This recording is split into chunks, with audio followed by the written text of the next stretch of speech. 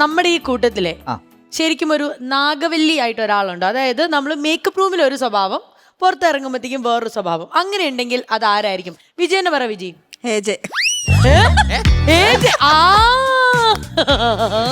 ഏജന് ഇവിടെ ആർട്ടിസ്റ്റുകൾ ഇവരെയും കൂട്ടണം കേട്ടോ. ഈ അഖിലിനെ, അഖിൽ ചേട്ടന്, അർജുൻ കേക്കട്ടെ. നിങ്ങളാണെങ്കിലും അല്ല, ഇവർക്ക് ആർക്കെങ്കിലും ഈ പറയുന്ന പോലെ റൂമിലെ ഒരു സ്വഭാവം പുറത്തിറങ്ങിക്കുമ്പോ വേറെ സ്വഭാവം ആർക്കെങ്കിലും ഉണ്ടോ? പറ. നമുക്ക് അങ്ങനെ ഈ സമയമൊന്നും എടുക്കൂലല്ലോ. പലപ്പോഴും സോണി തന്നെ മറ്റേ പൗഡർ പൗഡറിൽ മുക്കിയിട്ട് ചിലപ്പോൾ സ്പോഞ്ച് എടുത്ത് എറിഞ്ഞാണ് തന്നെ ഇവിടെ വന്ന് കൊള്ളു. നമ്മൾ തൂക്കും നേരെ ഇനി കയറി വരും. അല്ലാതെ നമ്മക്ക് ഇവിടെ അരമണിക്കൂർ പരിപാടി അല്ലടാ. പിന്നെ ഇവിടെ വന്നിട്ട് 50 വട്ടം വിളിക്കണടാ, തീ ദിബ്ബാൻ കൊണ്ടുപോടാ. അവസാനം അവിടെ നിന്ന് ബഡ്സി കുത്തി ഇങ്ങനെ എറിഞ്ഞു തരും. പിടിച്ചിട്ടെടുത്തിട്ട് ഇങ്ങനെ ഇരിക്കും നമ്മള്. നമ്മക്ക് സ്റ്റൈലും ഇല്ല. ഞാൻ രാവിലെ വരും, ഒരു 40 ഷർട്ട് എടുത്ത് നോക്കും, വയറ് പിടിക്കാത്തവരുടെ അടുത്തിടും. നേരെ ഞെളിഞ്ചൊരു ഇരിപ്പുണ്ട്. അല്ലടാ, 2 മിനിറ്റ് റെഡിയായി ഫ്ലോറിൽ വരുമല്ലോ. അതിന് 8:30 ഫ്ലോറിൽ കയറണമെന്ന്. 8:15 മണിക്ക് നമ്മളിവിടെ എത്തും. 2.5 minute makeup, 2.5 minute costume, 2.5 minute food കഴിഞ്ഞു.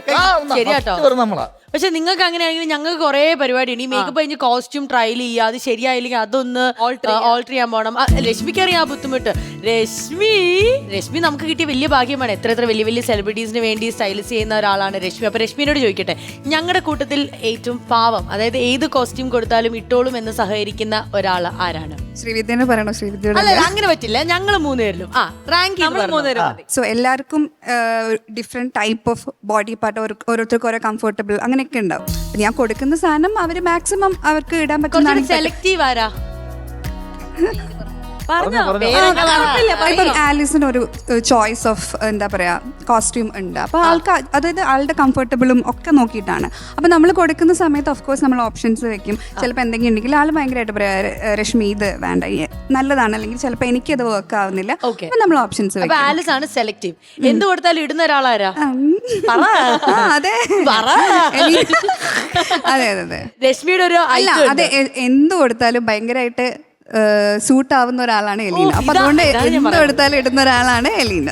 ഇത് കേൾക്കാൻ വേണ്ടി മാത്രം അല്ലല്ല.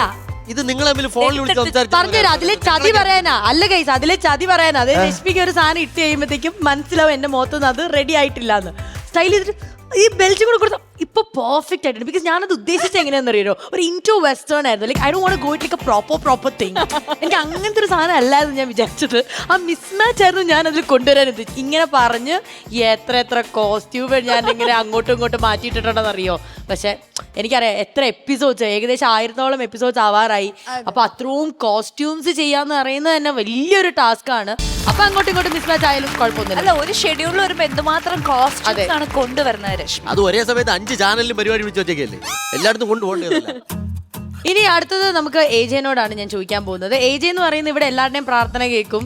AJ എല്ലാവർക്കും വേണ്ടി പ്രാർത്ഥിക്കും. ആർക്കൊക്കെ എന്തൊക്കെ കഷ്ടപ്പാടുണ്ടെങ്കിലും AJ അടുത്ത് ചെന്ന് പറയാ. ഗോസിപ്പ് ഉണ്ടെങ്കിലും AJ ആയിരിക്കും ആദ്യം അറിയുന്നത്. സോ AJ, ഏറ്റവും കൂടുതൽ ഗോസിപ്പ് പറയുന്ന ആരാ? താരുണ്യനോട്. താരുവാണ് കൊണ്ടുവരുന്നത്. ഏറ്റവും നുണ അല്ലേ? എന്നെ പറ്റി ആരെങ്കിലും ഗോസിപ്പ് പറയുന്നുണ്ടോ? ഞാൻ ഇടയ്ക്കിടയ്ക്ക് തുമ്മുന്നുണ്ട് എന്നെ പറ്റി. പെൺകുട്ടികൾ എന്തെങ്കിലും പറയുന്നുണ്ടോ? അല്ല, അത് ടിവിയിൽ എവിടെയെങ്കിലും നിങ്ങളുടെ പരിപാടി നടക്കായിരിക്കും. അങ്ങനെ തുമ്മുന്ന. അപ്പൊ ചേച്ചി, അങ്ങനെ വിശേഷങ്ങളൊക്കെ നമ്മൾ പറഞ്ഞു കഴിഞ്ഞു. ക്യൂട്ടി ദ ഹാൻഡ് വാഷ് ഇന്നത്തെ മെയിൻ ആർക്കാ എന്തെങ്കിലും ഡൗട്ട് ഉണ്ടോ? നമ്മളുടെ സ്റ്റാഫ്, നമ്മളുടെ എല്ലാമായ നമ്മുടെ മേക്കപ്പ്, ഹെയർ, നമ്മുടെ കോസ്റ്റ്യൂം, സ്റ്റൈലിസ്റ്റ് എല്ലാവരും ആണ് എന്നത്തെയും main. Super. Cutie the hand wash ഇന്നത്തെ മെയിൻ ഗോസ് ടു ഞങ്ങളുടെ ചക്കരകൾ. വായോ.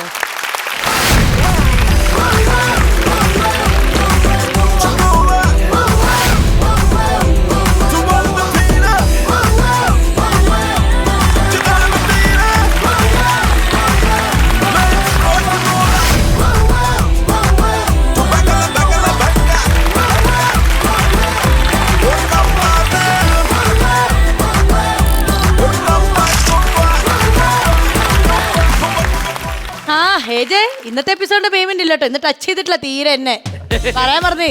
നമ്മളങ്ങ് ഓളത്തിലങ്ങ് ഇരുന്ന് പോയി. അടുത്ത കോസ്റ്റ്യൂം, അടുത്ത മേക്കപ്പ് ഒക്കെ നമുക്ക് സെറ്റ് ആക്കി ഇനി അടിപൊളിയായിട്ട് വരണ്ടേ.